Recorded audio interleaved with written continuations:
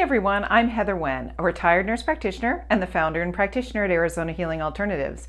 On this channel, you'll find several videos, what I like to call aha moments, where we'll be discussing issues that impact your health. So whether you decide to use Western medicine, alternative medicine, or even a mix of both, I'm passionate about you knowing what your options are. So for today's video, you've heard of that wonderful phrase, when you assume you make of you and me. So if you've heard that expression before, and I don't have to spell that out for you, if you've heard that expression before, it's interesting. What do assumptions, how do they work for us? Well, they tend to go to us judging things, and in some cases that's good, and in some cases that's not so good. And then sometimes that can lead to some decreased compassion. So we're going to look at today how the brain works with that and what assumptions it makes. We're going to look at how that impacts, and the best examples I can use are some from my life and from being a nurse and a nurse practitioner before I retired, and then some of the things I'm seeing in my practice today, that stressors, because we know how important it is to keep our stress levels down and how that can be stressful for people. So I'm going to specifically use some COVID-19 examples. And then we'll also talk about how TBM, or Total Body Modification, deals with that in practice today. So stay tuned.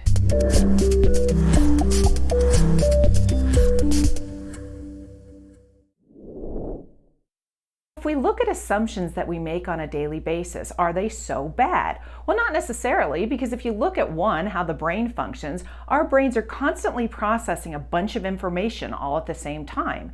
And when we process that information, we make assumptions about things, and some of those things are really, really important. I know for myself, when you make an assumption about when I was practicing as a nurse practitioner, people would come in and they would tell me their health history, and then I'm making assumptions about what I think is going on, and I'm making a judgment based on that, and I'm coming up with a diagnosis. That's what we do, okay? And that's okay. And it's okay to make certain assumptions because the human brain is wired to do that, number one. The human brain loves to make associations. It loves to associate things, figure things out. That's what our brains are for. So why is that such a bad thing? Well, when our brains look at things, they piece together information, put it through our own experiences and things that happen, and then we make judgments on that. Well, for example, I can give you some examples from my own life, as good and bad stuff with that, right? Well, the first thing is my last name. Okay. When it comes to my last name, oftentimes people make assumptions about me, about my last name and what that means, and am I of a certain nationality, am I not, what do I look like, this sort of thing. All right, well, there's nothing wrong with that because we're all trying to make sense of things in the world. But that's just one example. What are some other examples of where this assumption can lead us into some issues? Reason why I'm bringing this up is because in a prior video, right when COVID started, I was seeing lots of people under stress. And if you know me, I'm big about decreasing people's stress levels. And so when it comes down to that, because that leads to not so good health and all those other things. So when originally that started, I put out a video on communication because I was seeing lots of couples, and I put a 3-part series out because it was such a big topic. When it came to friendships or families spending lots of time together, these sort of stresses. Well, also as we started going through that, I started seeing people who were experiencing lots and lots of stress, whether it was masking or no masking, and now it seems to be vaccinating or not vaccinating. Well, what assumptions do we make, and how does that put us into trouble? Well, we make an assumption, and let's start with, let's say, masking or no masking. Back in the past when we were dealing with that, now things are opening up more, which is great. But we make an assumption when we look at somebody with a mask as to even which political party they're in, what they're associating with, and we're trying to make sense of it. So we all make judgments that are based on that, right? So the judgments that we might make is not only from like which political party or whatever someone stands for, but we make assumptions about what's healthy and what's not healthy. There are certain people that live in this camp that say masks are the healthiest and they're the way to prevent stuff, and that's great. And there were certain people that sat over here that said, no, you're rebreathing stuff, the bacteria is growing, it's making things worse, and there's different camps. The pleasure about what I do is that I get to hear both sides, similar from coming from Western medicine and now doing just alternative sessions. it's sitting kind of in that middle is an interesting space to be in, because I can see both sides of the argument with that. Well, but then we make assumptions about it's okay if for you did or did not want to wear a mask, right? That's okay, nothing wrong with that. But then if we make an assumption, for example, I've had people say to me, well, what kind of idiot sits in their car and wears a mask in the car? We just went from making an assumption about that person to a judgment that they're an idiot to then not being really compassionate. Well, how do you know that that person isn't wearing that mask in the car because they were directed to? Maybe they have a medical condition or something like that where they're supposed to wear it all the time, or severe kind of allergies or things that could be anaphylactic. We don't know about that. And anaphylactic is something that can send you to the hospital. This person may have worn a mask long before COVID. We don't know that. But when we make those assumptions, then we put people in a specific category, similar to my name. And so then in regards to the not masking issue, there's that side of it. Well, the not masking issue was related to things like we were talking about with bacteria growing and then rebreathing, and where does all that stuff come from? Well, there have been physicians, there have been people who are experts at personal protective equipment that have said things with the not masking about, and I know personally from my own personal experience when I used to fit test people for personal protective equipment, that it would have to fit, those N95s had to fit in just a right way. If they didn't, it would let stuff through. So there's all these debates as to whether it lets viruses through anyway, or if it doesn't let things through because we don't have the N95s. All of these different arguments that go into not masking and whether that's really healthy for you, one level or the next with that. So there's all the arguments on that side, and I've heard them, and I've actually, like I said, fit tested people. We said, with N95s, they couldn't go into certain rooms or take care of certain patients if they didn't have the right fit because the shape of their face wasn't right.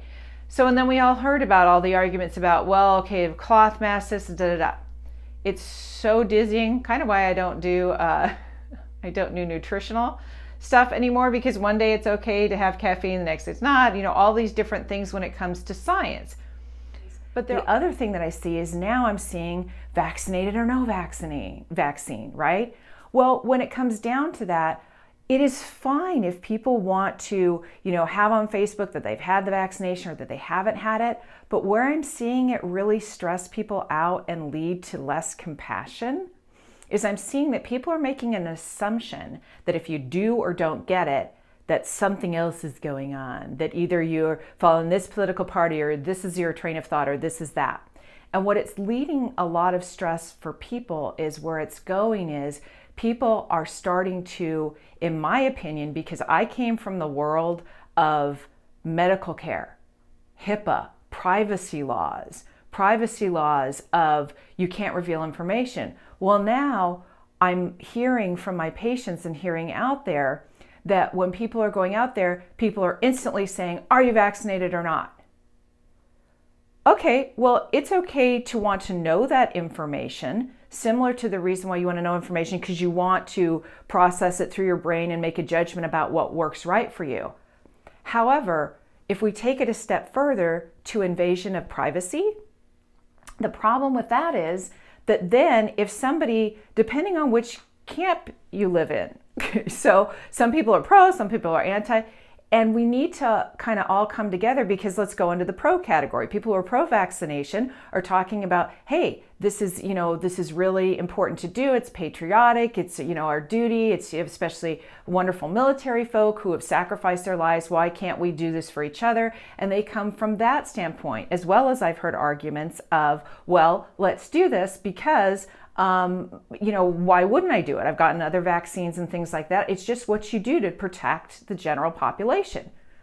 Great. And that helps the people that live in that camp, that helps them to feel good about their decision because brains want to be right. Okay. Our brains and our ego are designed to prove to ourselves that we're correct. That's what a brain's designed to do. Well, when that brain's designed to do that, that's where the ego comes in. The ego wants to prove it's right. So let's talk about the other camp, the camps that are saying, well, no, the people that are saying, no, I will not get that vaccine. And the reason I'm not going to get that vaccine is we're talking about evidence and we're talking about science, but how can you prove it? And so then when we look at the science that we have and things, what I really love is in another video I talked about, can you prove it? And what I talked about, that was from my energy medicine and woo-woo video. And I presented about Stanford University and their article on can you repeat that, as far as our science and biases and even Einstein's theory on that, if you want to watch that. But when it comes to our science, from my own personal experience, I remember being a nurse practitioner first out, and there was this medication that they said, oh, it's really great, you know, for women in this certain category to prescribe it and take them off the other medication and start this medication. And I went ahead and I did that based on the recommendations and the science that we knew at the time. And it ended up a year later, after this new medication came out, it ended up a year later that it was actually increasing the problems that it was supposed to solve. And so then the guidelines changed again. Well, our science, as we get more things and we get more information, things are going to change. So even with the vaccines, things are going to change depending on what we see out in practice. So I learned for myself that I wasn't going to, it was my own personal decision, that I wasn't going to prescribe something that hadn't been out for a year. But then, like I said, the choice is vaccines or no vaccines. There's vaccines that are new technology, which is fine. And there are some that are kind of older technology. So it's, how can you prove that this is okay? It's brand new technology. How can you prove that this is okay? Also, in that camp, this person, and this is what I want really, really, really to stress, that somebody that people that are believing in that category, they may have medical conditions that they're not allowed to get vaccines. And that's where it goes into the privacy category, position of having to reveal their medical condition to you to justify why they did it. Just like if someone has to justify why they did, well, it's the evidence, it's this and that. To me, it's a privacy issue. So when it comes down to it, that person may have a condition. They may be on chemo. They may be on other things where they can't get it. They could be allergic to it. They could be allergic to stuff that's in it. And so when we're looking at both sides of that, and both sides needing to be right, we end up in this category of not being very compassionate for one another. And it's okay if you want to, you say, oh, I had it or I haven't had it, and you're really proud of that and you want to share that. There's nothing wrong with that. What happens is, if we're sharing that, it's assuming we have to make judgments to know what we're comfortable with, whether it's still wearing a mask in a vaccine or not, or whatever it is, because I know people who are vaccinated who still wear masks. It's whatever works for you. But then the argument that I hear is, well, how can I make a decision about what I'm comfortable with if I don't know what the other person is doing? Well, when we look at the science of vaccines, we know, and I know this firsthand, giving vaccines to people, watching that even some people who are vaccinated in a very large hospital I worked in still ended up getting it. That goes down to the third argument of what do we know and what do we not know, right? If we assume, because our brains want to do this, that we know everything, this can be very dangerous. The human body is too complex to say that one thing suits all. I just wanted to bring up some issues back and forth and some things to think about when we want to know, when you want to know whether someone's had it or not, ask, why do I want to know that?